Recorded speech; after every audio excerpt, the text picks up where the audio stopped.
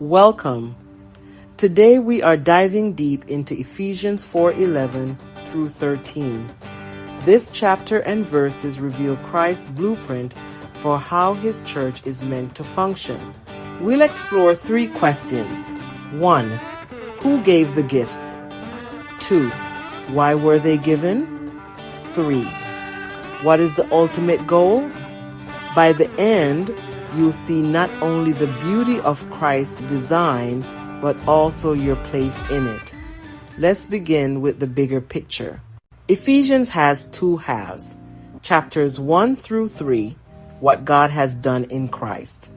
Chapters 4 through 6, how we live in response. In chapter 4, Paul calls us to unity, humility, patience, and love. But unity doesn't mean uniformity.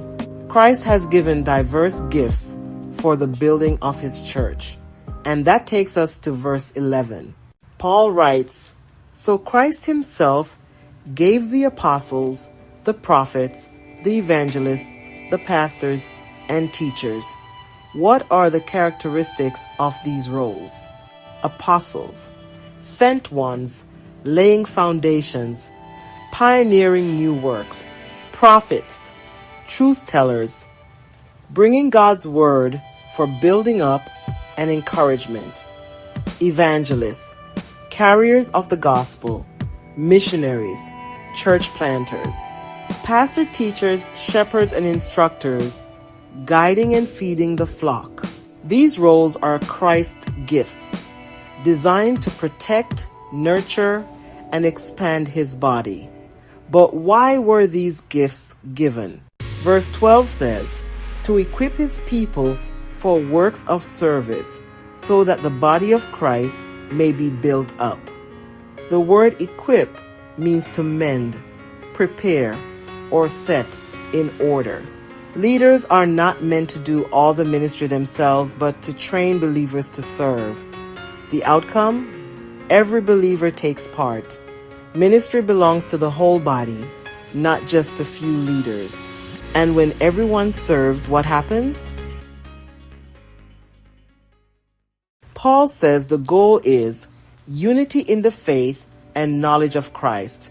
Maturity, no longer spiritual infants, attaining the fullness of Christ. This is breathtaking. The church is meant to so reflect Jesus that his character, his spirit, and his presence shine through us collectively. Now let's look at the deeper meaning. Christology.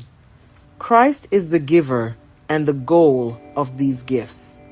Ecclesiology. The church is a living body, not just an organization. Every member is vital. Gifts. They're not about status, but service. Unity and diversity are both essential.